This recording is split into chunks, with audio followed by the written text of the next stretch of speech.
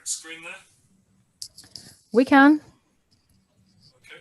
So we can't hear you very well. Oh. Yeah, perfect. I wonder why that is. Is that better? Yeah, perfect. That's very strange. Okay, so I'm going to... Thank you for the introduction, Carrie. I'm going to talk a little bit about the hydrogen modeling that we've done to date in Times. This is my Hydrogen 101 slide, which most of you probably will not need to know. Essentially, within this project, we split hydrogen into, or the hydrogen energy system into three parts. So the first part is actually producing the hydrogen, which can be centralized or decentralized. And then we have something to get the hydrogen from where it's made to where it's going to be used. And then we have the end users. So those are the three parts. There's many different production options and there's many different delivery options. So this looks fairly complicated, but this is very much a simplification. In the end use, you can use hydrogen all over the place, in industry, transport, buildings, electricity generation. And one thing that we have been thinking about, which we haven't considered too much in the past, has been, first of all, the pressure requirements for hydrogen, which can vary from 20 bar when you produce it to 80 bar in a pipeline and to 850 bar, 900 bar at a refueling station. So you need to think about the costs of compressing the hydrogen to the required pressure. And you also need to think about purity concerns. So if you produce hydrogen from an electrolyser, it's normally very pure. You need to dry it out a bit and then you have extremely pure hydrogen. But if you produce it from a steam methane reformer from natural gas, SMR, then at best you might get 98% purity. And that's fine if you're going to combust it in a building, but if you're going to use it for fuel cell vehicles or for electricity generation, then that's probably not pure enough. You would poison the catalysts in those technologies. And so you need to think a little bit about how purity requirements vary across the system and how and where you're going to purify the hydrogen, because purification is expensive. You always lose a certain proportion of the hydrogen, which can be 10, 20%. So it can be really substantial, depending how pure you need the hydrogen to be. And in all of this, you need to remember that hydrogen can both compete and complement electrification as a strategy for decarbonization. And so if you're going to build a hydrogen system, it should ideally have the same sort of breadth of coverage as your electricity system does. So there's no point having all of the costs in the hydrogen system and missing, for example, grid reinforcement costs in electricity, or having hydrogen costs that are chosen on a completely different basis to electricity generation costs, because then your model is not going to be properly balanced. So the first thing we did in this project was to compare model inputs. And so a number of you will have seen this, or at least the first version of this presentation, because I presented it in the Paris workshop last year in June 2019. And we asked each team that was interested in being involved. We made a general call to the ETSAP community, and 10 teams responded. And those teams were asked to fill in this spreadsheet to document which hydrogen technologies they have in the model for production, for delivery, and for end use, and what data assumptions that they use for each of those technologies. Okay. And we then compared those 10 models on a range of metrics. So here I've started off with the end users here. I have to start at the right-hand side of the res and work backwards, since the whole point of an energy system is to supply energy service demands. So for end users in mobility, you can see that almost every model supplies road transport, but it's fairly rare that models consider rail or aviation or shipping. I mean, shipping in particular is something that is very much becoming more prominent internationally, more so for ammonia than hydrogen, but essentially it's a hydrogen economy with ammonia added on the end. We asked about whether models considered pressure and purity needs, and quite a few actually do consider compression costs, but far fewer consider purification costs. We looked at various stationary end uses. So it's fairly common that hydrogen can be used in industry, decarbonisation, occasionally as a feedstock as well, and also in electricity generation. About half the models consider hydrogen for building heat, but it's far fewer models tend to consider more kind of exotic technologies such as direct reduced iron, DRI, for producing iron and steel, or synthetic jet fuels and such like. I should say there's a gap in the middle of this because we did this in 2 iterations. We did this exercise in 2 iterations, and the questions in the middle were added in the 2nd iteration, and half the models provided responses and half didn't. So we're only working with half the models in the middle, hence the white gaps. On the supply side, all of the models consider production plants, and most consider decentralized plants as well. So producing hydrogen at refueling stations using electrolysers, for example. Most consider some sort of delivery routes, and most consider power to gas and injecting gas into existing gas networks where that's appropriate. Most also consider storage. So that seems quite broad on the infrastructure side. But keep that in mind when we come onto delivery technologies in a moment. Here's the injection of hydrogen into gas flows, and around 6 of the 10 models did that. But the maximum injection rate varied quite a lot between models, which was interesting.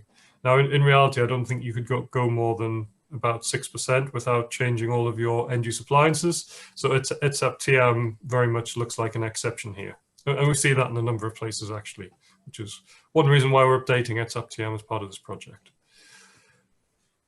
We also looked at whether you can convert existing gas networks to deliver hydrogen, and you can in some models, but not in many. It's worth saying that a number of countries don't really use gas, and so it's not an option that would be feasible anyway.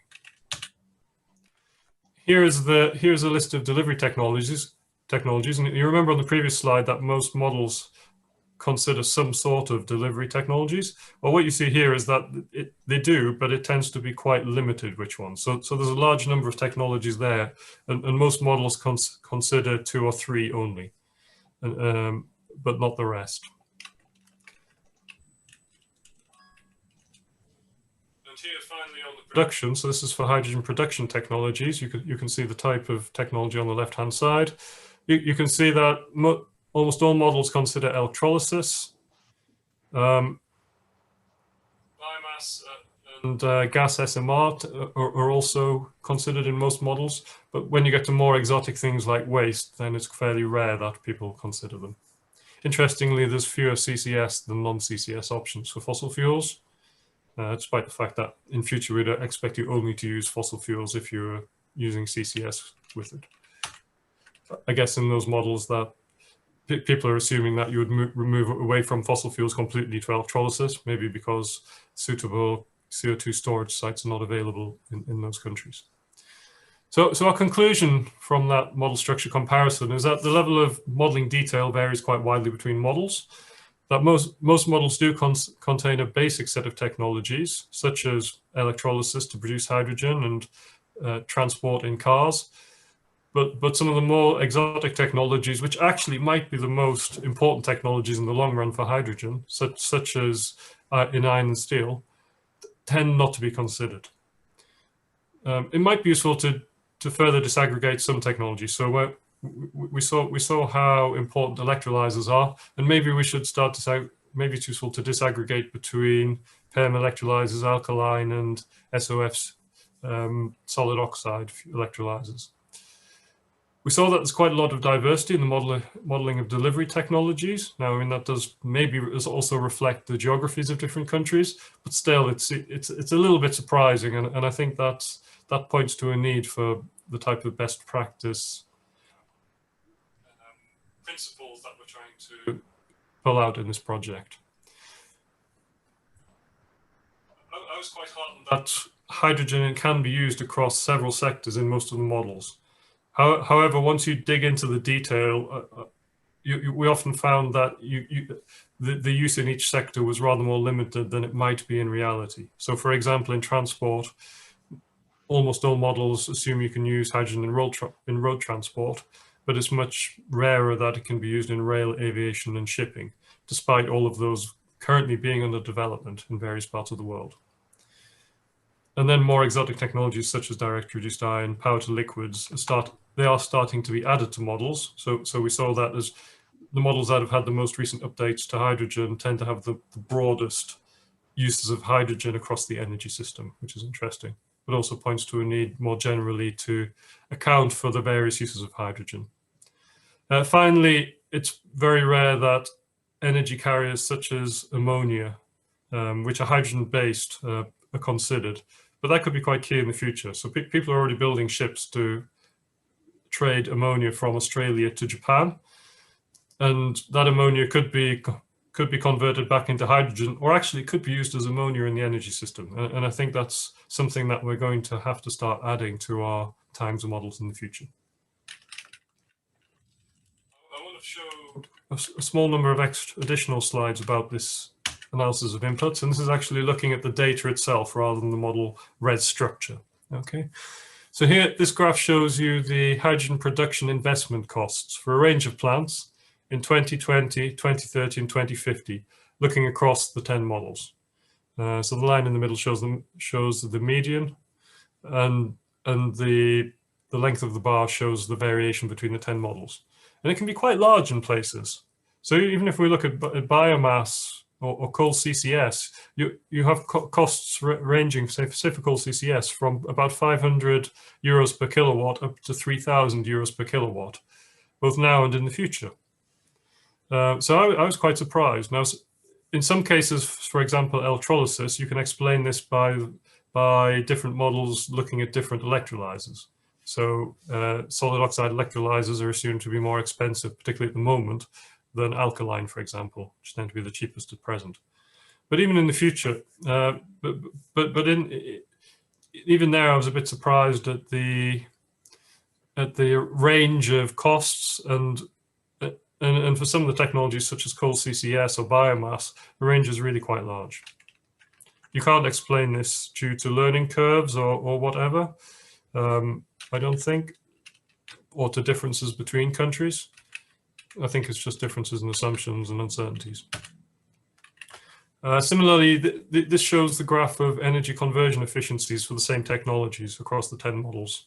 Now it's all of the bars are a bit narrow, which you would expect, but they're still quite broad. So for biomass, we have, in 2020, we have efficiencies going from just over 40% to over 70%. So that's a huge range, really. For gas SMR with CCS, we have, again, a 10% range in 2020 and about a 8% range in 2050. So these are quite large.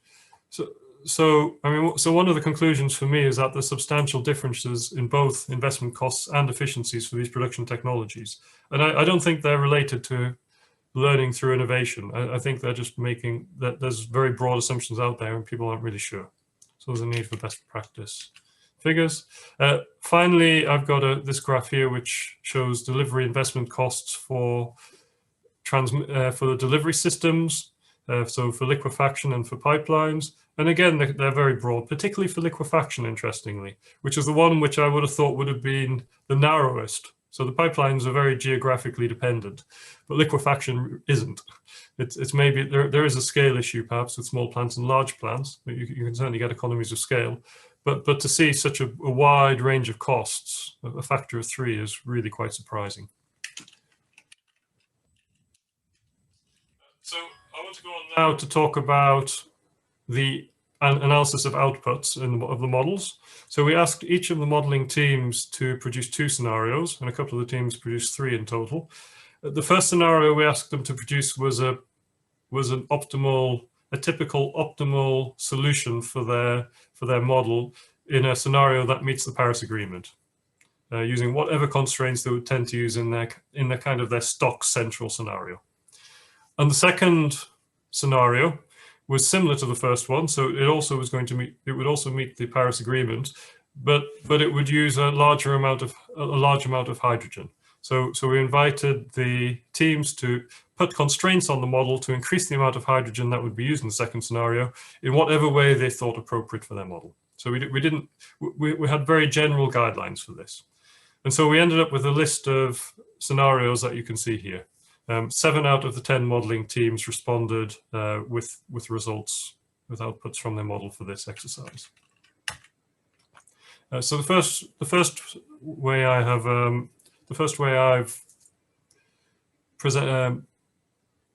shown this information is to calculate the energy use, or the hydrogen energy consumption per capita for the two scenarios for each of the countries. Because as you saw on the previous slide, the total consumption of hydrogen depends on the scale of the model, the number of people involved. So per capita is much more useful. And you can see it varies quite a bit. So it goes from about 3.5 in times Norway in the optimal scenario, up to 12.5 in UK times in the optimal scenario.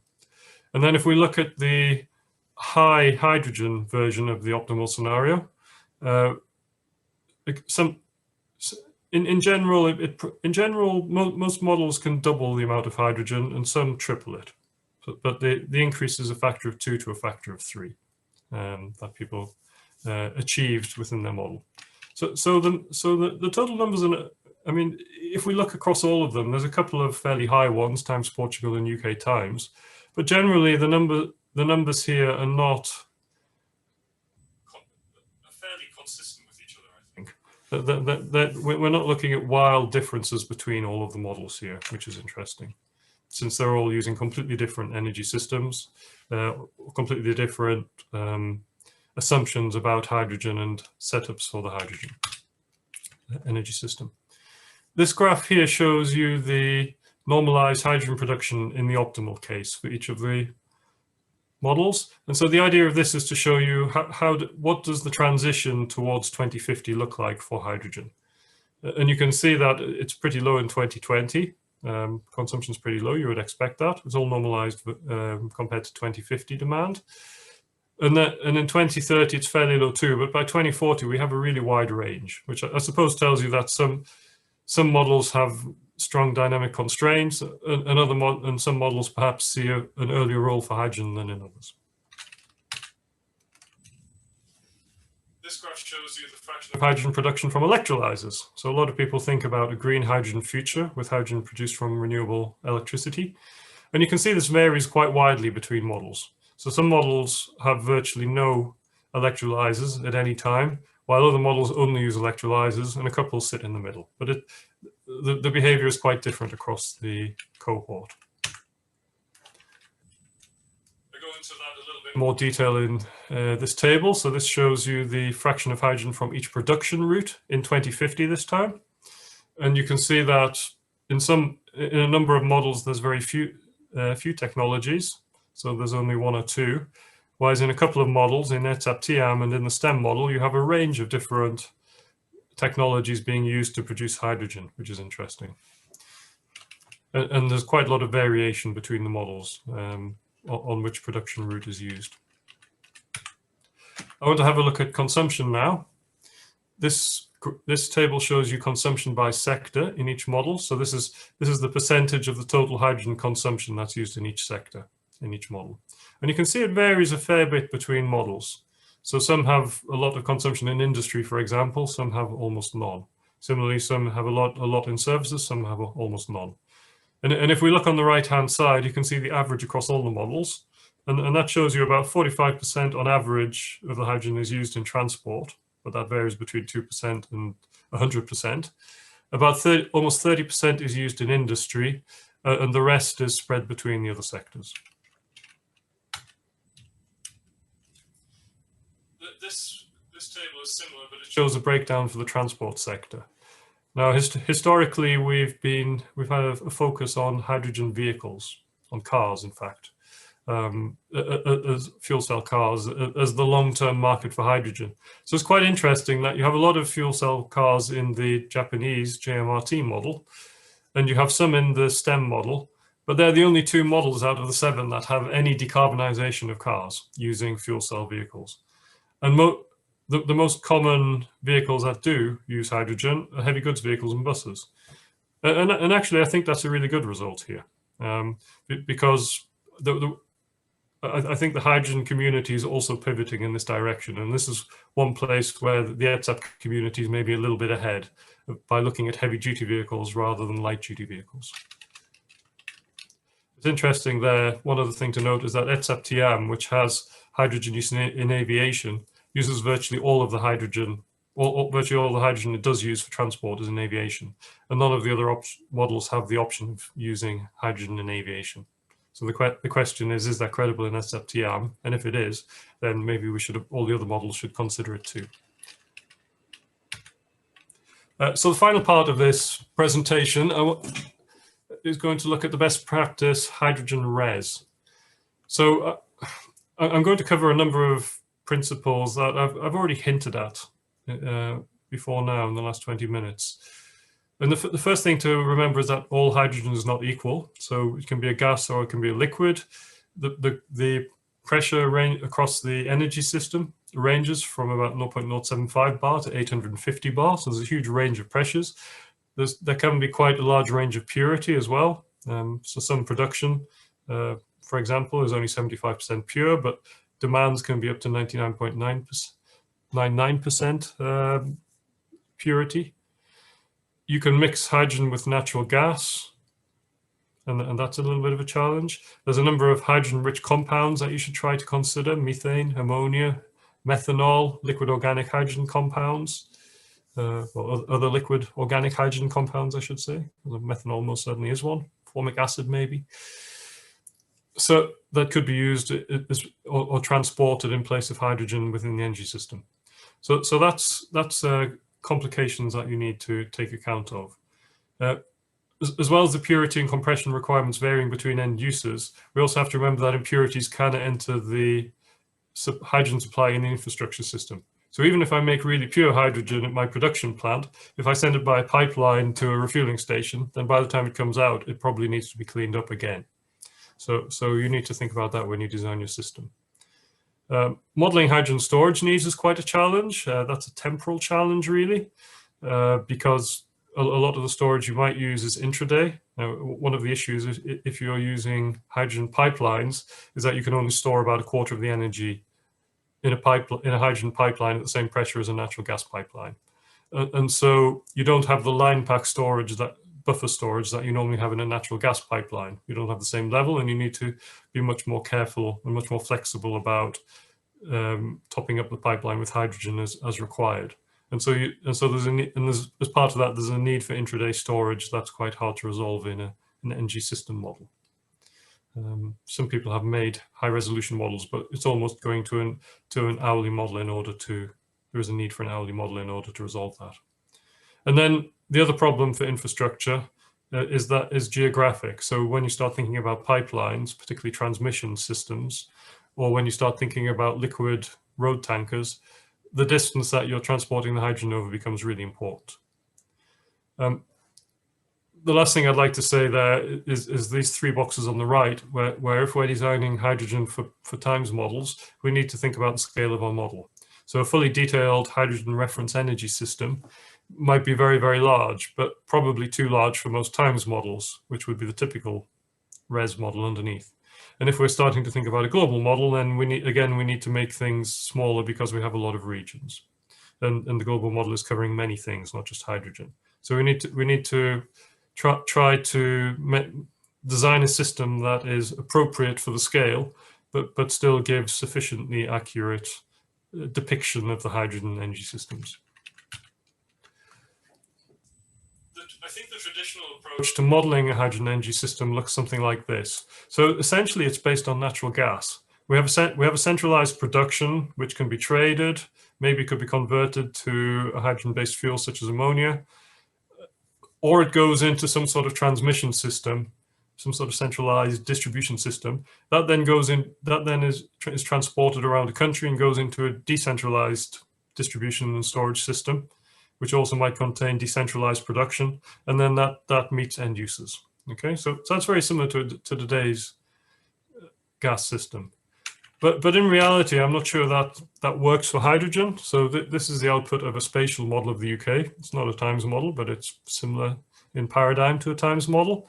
And it shows how hydrogen demand is being met over time. And we can see at first, we have lots of tube trailers and lots of plants dotted around the country.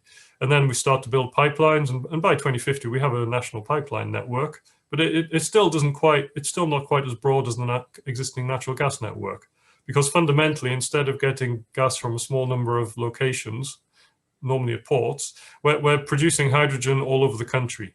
And so hydrogen is much more likely to be decentralized. And maybe look something like this, where the centralized production can go into a centralized system to be transported around a region, and can be traded internationally from a port or by pipeline, and in the form of hydrogen or, say, ammonia. But also the centralized, your large production plants might actually directly feed into decentralized distribution and storage systems. So, for example, some of you might have heard of the Leeds H21 project, which was a project to look at the engineering possibility of converting the city of Leeds in northern England to use hydrogen. That would use hydrogen in all homes, all offices, and all industries around Leeds. And Leeds is a big city, so there's a large hydrogen demand, and that demand was going to be met by SMR with CCS. Okay. And within the system that they planned, there was no transmission. So there was some high pressure distribution, but there was no transmission at all. So the centralized distribution and storage part wasn't included.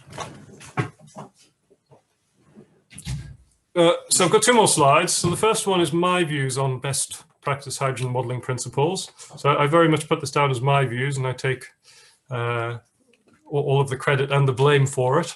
It's something that I'm keen to talk about with other people. I've split this into 4 areas. So the first thing to think about, I think, is the breadth of the hydrogen system. So there's a range of potential end uses of hydrogen across several sectors, particularly non-car transport and industry. And I think it's important to meet that range. We need to think about, I think production should include from fossil fuels and electricity where feasible. Now, if you don't have CO2 storage, or if CO2 storage isn't possible geologically, then that might be limiting. But in general, we should consider a range of fuel inputs, I think. I think it's important to consider hydrogen-derived fuels, including ammonia and synthetic jet fuel. Certainly the modeling we've done suggests that both would be cost optimal in UK and global terms. And finally, it's important, I think, to consider the international trade of gaseous and liquefied hydrogen and ammonia. So one of the issues we've had, particularly in UK modeling, we tend to assume that we have full international trade of fossil fuels, but as soon as we start decarbonizing the economy, we do everything in-house. And that just seems like nonsense. So I think it's important that we consider the boundary conditions carefully for the national and regional models. And we consider full trade within ETS-FTM, and that's something that we'll certainly look at when we're updating the sector. The second area to think about is model balance. So I mentioned this earlier, hydrogen production costs should use a consistent methodology with electricity generation costs, and delivery infrastructure should be modeled at a similar level for both hydrogen and alternatives. So there's no point having a detailed model of expensive hydrogen refueling stations if you don't cost roadside charge points for electric vehicles, for example, because your model is going to be very unbalanced. The third point is on the res design, which should reflect the likely use of hydrogen and geography in a region. So for example, if I'm in Chile, I might see hydrogen primarily as an export commodity. So I'm going to produce it in the desert, pipe it to the port, and export it. And that system is going to look quite different than if I'm producing it in a country to use in industry or to use in housing, for example, where I'm thinking of a completely different infrastructure system. So I think we need to consider geography, but we also need to consider where hydrogen is likely to be used and what the implications of that are on the delivery infrastructure as far as is reasonable. Fourth, we need to think about the limitations of infrastructure in the early stages of hydrogen take-up. So I'm thinking about the transition between, say, 2020 and 2050, where at first we have very little hydrogen, and over time we build up and build up. You can't justify building pipelines in the early stages, and if you did, even if you did, they wouldn't work anyway if those pipelines are designed for 2050 level flows, because the flow would be too low. And so you need to think whether it's through lumpy investments or constraints about how you capture the higher costs of infrastructure in the early stages of a transition compared to a mature hydrogen system. And my last slide is the new term res, which is almost certainly, which is something we've been working on. This is a prototype, and I think the one that we have will be simpler than this, almost certainly. But it gives you some idea of the breadth. Now, actually, the boxes here are the same boxes I showed on the very simplified diagrams earlier. So producing the hydrogen, converting it into alternative fuels, international trade, centralized distribution, decentralized distribution, and end users. And I don't want to go into any more detail on this because you probably can't read it, and we could get lost in that.